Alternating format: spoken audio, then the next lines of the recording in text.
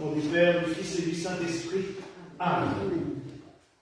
Mes très chers frères et sœurs, encore des textes d'une richesse importante en ce troisième dimanche de Carême. C'est toujours une catéchèse. Le Carême, c'est vraiment cela. Tout un cycle d'études, un cycle qui nous permet de se remettre un petit peu en ordre de bataille, je dirais, sur le chemin de Pâques, se rappeler les grandes vérités. Et on pourrait se dire, c'est presque un chemin pour les catéchumènes, ceux qui se préparent au baptême. Ben, c'est exactement cela. En fait, depuis, dans les premiers temps du christianisme, tout le carême servait aussi à préparer ceux qui vont être baptisés durant la nuit pascale. Et c'est d'ailleurs pour cela que tout à l'heure, j'appellerai Florence pour la préparation au baptême et que nous célébrerons ce qu'on appelle le premier scrutin. Alors on ne va pas voter pour savoir si on est d'accord ou pas. Scrutin, c'était aussi ces étapes qui consistent à mener au baptême. Quand on baptise un enfant, on fait toute la célébration d'un coup. Les prières préparatoires et le baptême. Pour les adultes, quand ils sont d'accord et que c'est possible, on aime bien garder cette tradition de faire les scrutins. Alors ça peut être fait en 4 fois. Quand les gens ne travaillent pas le dimanche, c'est faisable, alors on le fait sur 4 dimanches qui précèdent Pâques, ou on peut le faire en 2 fois, et la célébration baptismale. Justement, l'évangile du jour convient très bien avec la première partie du baptême, qui commence par une prière d'exorcisme. Ça ne veut pas dire que Florence est possédée. C'est simplement que ça nous permet de nous nettoyer de tout ce passif. Et c'est vraiment je le dis, une profonde tristesse les rituels qui ont supprimé cette prière au début du baptême. Parce que c'est une coupure de lien avec tout le passé. On emmagasine dans notre humanité tout plein de choses. On le sait. Même nos familles, on s'entasse des toits et des toits et des toits au cours des années, voire des siècles. Parce que je peux vous garantir qu'il y a des fois des familles avec des secrets de famille qui remontent à 100 ou 200 ans et qui plombent encore bien l'ambiance. Et tout ça, on l'a sur le dos. Et la prière d'exorcisme du baptême, c'était cela. On fait table rase. On oublie l'ancien pour revivre. Et c'est pour ça qu'on parle bien du baptême comme une renaissance. Oui, on est dans une famille, on est... Vous savez, la Constitution française dit que, et la Déclaration des droits de l'homme dit que les humains naissent libres et égaux en droit. En droit, oui, mais pas en héritage. Et on n'a pas tous le même héritage à la naissance. On n'a pas tous la même vie. On n'a pas tous la même éducation. Et le baptême, lui, permet d'être tous égaux devant Dieu. On est tous ses enfants et on redémarre, voilà, devant lui, net, pur. Donc on chasse tout ce mal. Et vous avez remarqué que l'Évangile est très insistant là-dessus. Et il est très beau parce qu'il explique bien aussi la nécessité d'avoir une vie remplie par le Christ. Je l'explique souvent quand des personnes viennent pour être libérées de quelque chose. Je cite cet Évangile, je dis oui, mais attention, il faut absolument remplacer ce qu'on va enlever par le Christ. Il faut lui ouvrir grand des portes. Parce que sinon, comme c'est marqué dans l'Évangile, le mal revient, mais il vit avec ses potes en plus, parce que comme c'est propre, c'est plus sympa de revenir là. Bah oui, une maison nettoyée, elle est plus agréable, donc il faut se remplir par le Christ. la prière, les sacrements, se côtoyer les uns les autres. Donc, c'est vraiment, vous voyez, l'importance capitale. Parce que c'est déjà arrivé, j'ai déjà reçu des gens qui voulaient être libérés. On le faisait, puis ils revenaient un an après. C'est encore pire qu'avant, je me sens encore plus mal, j'ai plein de problèmes. Je dis, bah, vous allez... Alors, je prêche pas pour nous, parce que je leur dis toujours, vous pouvez aller à la messe chez vous, hein, vous n'allez pas faire 50 bornes ou 100 bornes pour venir à la messe. Vous pouvez y aller loin.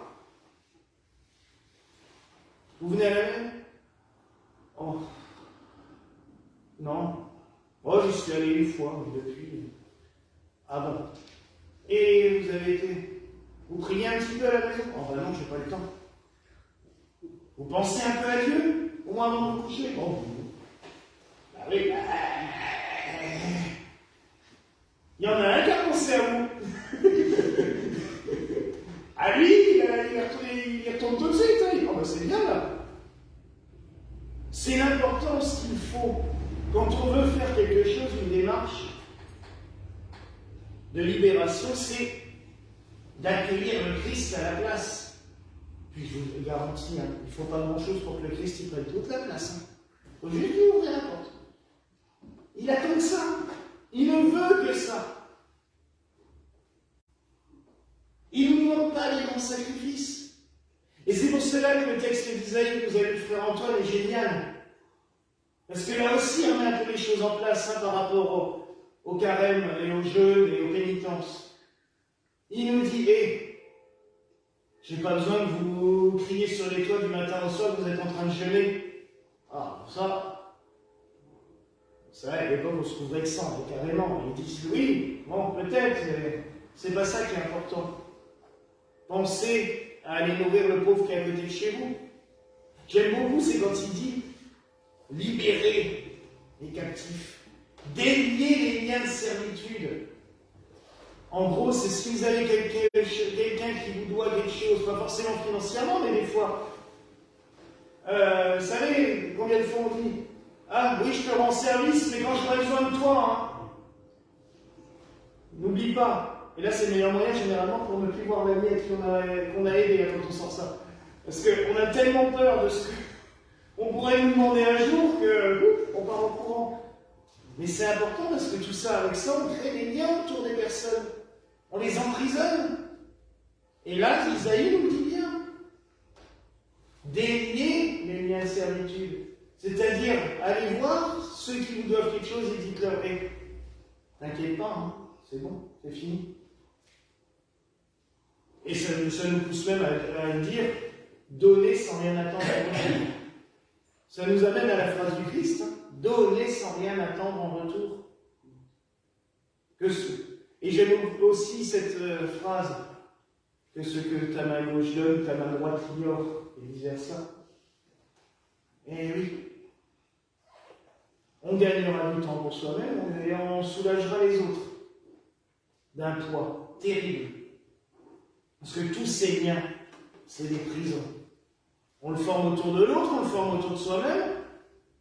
Parce que quand on est là, on pense toujours ah oui, lui, il a encore ça. Hein, alors oui, ce genre de truc, là, les services comme ça marche bien dans le parrain. Mais dans la vie courante, c'est quand même pas spécial. C'est pas exceptionnel comme mode de vie. De passer sa vie à rendre service aux gens en disant tiens, qu'est-ce qu'il pourra faire pour moi un jour? Ah! Là, à ce compte-là, on n'avance plus. Et c'est tous ces liens que le Seigneur vient couper, vient délier. Plus tard, dans Isaïe, il le dira. Le Seigneur m'a envoyé pour porter la bonne nouvelle, pour libérer les prisonniers. Pour moi, je crois que c'est le plus important. Le mal, c'est pas toujours la possession. Heureusement. Les semaines seraient longues aussi avec ça. Mais c'est plein de petites choses. Tous ces liens de servitude, tous ces enfermements, toutes ces prisons que l'on forme autour des uns et des autres. Et vous savez, je vous en parle quand même souvent, ce pouvoir de lier, de délier que Christ nous a donné aux prêtres et aux évêques. Il Il faut en profiter, laissez-vous délier. Quand à la messe, je vous délie au nom du Père, du Fils et du Saint-Esprit, c'est pas pour rien. Quand on fait les bénédictions des malades individuelles, où on fait aussi l'absolution, et qu'on délie les miens, c'est pas pour rien, c'est pas pour repartir en sortant en se disant « Ah oui, alors j'ai encore ça qui ne va pas, il y a ça qui va pas. » Non, oh. Si on est délié, on est délié. Donc ça, c'est autre chose. Après, s'il y a d'autres trucs, il faut les penser, il faut les mettre à plat, et on le fera. Mais le Seigneur nous donne cette chance. Et je l'ai déjà dit, et j'en ai parlé cette semaine à quelqu'un aussi, la liturgie gallicane, elle est quand même top. Dans la même messe, on a le pardon des péchés, avec aussi le déliement de tous ces liens. On a le sacrement de l'Eucharistie et le sacrement des malades à la fin. Quand même, il y a de quoi faire. Il y a de quoi faire pour aller mieux, pour ressortir libre, pour sortir heureux, qu'on ait envie de... On devrait sortir d'ici en sautillant de joie. Parce que le Seigneur est venu pour que nous soyons joyeux. Quand il nous dit « Soyez en paix, allez dans la paix soit avec vous », ce n'est pas une formule. C'est que nous repartions avec la paix dans le cœur. Que nous n'ayons plus tous ces obstacles devant nous. C'est bien pour ça qu'il a souffert la passion. C'est bien pour ça qu'il est mort sur la croix et qu'il est ressuscité. Il ne veut pas qu'on s'arrête au pied du Golgotha. Il veut qu'on soit dans la gloire de la résurrection, la lumière qui jaillit dans le tombeau. C'est ça qui est important. Quand on médite sur sa passion, parce que là on va le faire beaucoup, hein, de plus en plus, quand on approche de Pâques, c'est pour arriver à la lumière de la résurrection, pas pour rester coincé sur le chemin avec la croix sur le dos. Hein. Il y a aussi une belle image qu'on voit des fois passer. Un homme qui est là avec sa croix. Et il la traîne, il arrive devant un ravin. Comment je fais pour traverser? Je ne peux pas traverser, rien du tout. Puis on voit Jésus qui prend la croix sur son dos et qui la met en travers du ravin pour s'en servir de pont. Et le Seigneur transforme toutes nos croix en joie, en pont pour aller de l'avant, pour nous aider à avancer. Sinon, ce qu'il a fait à Jérusalem il y a 2000 ans ne sert strictement à rien. Si nous ne lui ouvrons pas le cœur, si on n'ouvre pas les portes pour lui dire « Viens me libérer, Seigneur, viens m'aider, j'ai besoin de toi », ça ne sert à rien ce qu'il a fait. Et quand on chante, des fois on a fait la réflexion, le chant de carême, là, « Écoute-nous, Seigneur, et prends pitié, car nous avons péché ». Ah oui, ça fait vraiment lamentation, ça fait « Je suis pécheur ». Mais non. Je vous l'ai déjà dit, le péché, tel qu'il est dit par les théologiens, pas tel qu'il a été dit par l'Église pendant des siècles, comme les erreurs gravières, j'ai encore vu quelqu'un qui publiait sur son mur que de ne pas aller à la messe le dimanche, c'était un péché grave et qu'il fallait aller brûler en enfer. Alors j'ai répondu, c'est avec des conneries comme ça qu'on a vidé les églises, justement. Parce que c'est pas ça. Péché, c'est manquer d'amour. Tout simplement. Manquer d'amour vis-à-vis des autres, mais vis-à-vis de Dieu. Quand on aime Dieu, on n'en fait plus. Par amour pour lui. On n'a pas envie de déplaire à quelqu'un qu'on aime. Quand on est amoureux, on peut tout faire pour ne pas déplaire à celui qu'on aime. Avec Dieu, c'est ça. Un péché, c'est un manque d'amour vers Dieu. Et c'est aussi des fois ne pas reconnaître son amour. Quand on se dit, oh, non, de toute façon, je suis tout seul. Oh, de toute façon, il m'a abandonné. De toute façon, il m'a laissé tomber. Ah non. Parce que tu ne veux pas le voir, c'est tout. Et je ne parle pas pour vous, c'est pareil. Il y a des jours aussi où je râle après lui, j'ai l'impression que... Et après je me dis, oula, oh.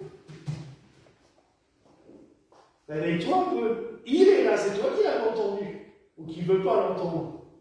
Parce qu'il faut reconnaître que des fois les réponses qu'il nous donne, c'est pas ça que je veux du tout. C'était pas ce que je voulais. Enfin, pas comme ça.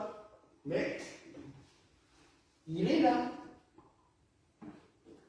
Alors vous voyez, demander pardon au Seigneur pour des manques d'amour comme ça, c'est quand même plus réconfortant parce qu'on sait qu'il nous pardonne, ça on le sait pertinemment.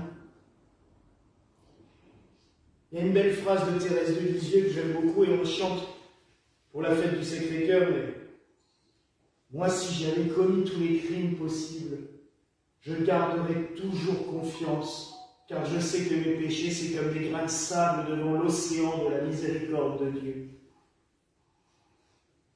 Eh oui. Nous, des fois, on se fait des montagnes, on se dit « Oh, qu'est-ce que j'ai fait? Pourquoi j'ai fait ci ?» Et on se le ravage dans le fond de notre tête et de notre cœur, et... alors que pour Dieu, c'est un grain de sable qu'il a déjà balayé avec la vague du pardon. C'est ça que l'humanité souffre. C'est de ne pas reconnaître l'amour et la miséricorde de Dieu. Il nous aime tellement, et tellement. Et nous, on le voit souvent pas. Laissons-nous aimer par lui, c'est le meilleur moment. On arrive à Pâques. C'est le meilleur moment pour se laisser aimer par lui. Pour comprendre tout ce qu'il a vécu par amour pour nous.